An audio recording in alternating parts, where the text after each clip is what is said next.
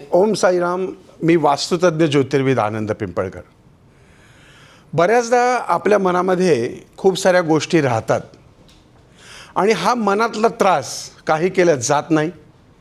तो दडपणात्मक आणि आत खोलवर दडलेला असतो. आजच्या पुढच्या काही मिनिटामध्ये आपण त्या दडलेल्या वेदनेला बाहेर काढणार आहोत, शांतपणाने, सुरक्षितपणाने. चला तर मग सुरू करूया.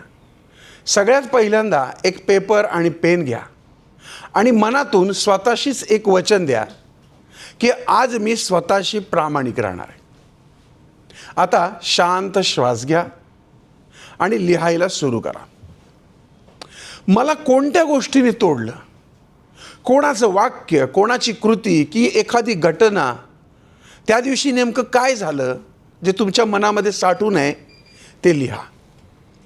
त्या क्षणी मी काय अनुभवलं, दुःख अनुभवलं का राग अनुभवलं, तुटलेपणा, भीती, अपमान, नैराश्य, जे काही होतं ते तसंच मनापासून लिहा. त्या दिवशी मी स्वतःबद्दल काय मानून बसलो, म्हणजे उदाहरणार्थ मी कमी पडलो, मी महत्त्वाचा नाही, मी कोणावर विश्वास ठेवू शकत नाही, माझ्यासाठी हे योग्य नव्हतं, माझा फार मोठा अपमान झाला, हे सगळं लिहा. कारण लिहिणं म्हणजे मन हलकं करणं, साध्या पांढऱ्या कागदावर निळ्या शाईने. आणि सगळ्यात शेवटी एक वाक्य लिहा की आता मी हे स्वीकारतो, पण हे मी माझ्यासोबत ठेवत नाही. आता रिलीज करण्याची वेळ. हे लिहिल्यानंतर पेपरला व्यवस्थित दुमडा आणि लिहिलेला पेपर सुरक्षितपणे पेटवा.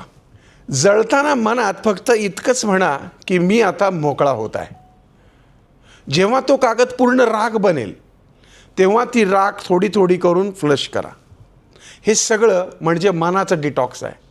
शरीर जसं स्वच्छतेने हलकं होतं तसंच ही प्रक्रिया मनाला मोकळं करते. एकंदरीत तुमचं मन शांत करणारा हा प्रभावी उपाय करून पहा आणि मला जरूर सांगा तुमचं मन खूप हलकं झालेलं असेल.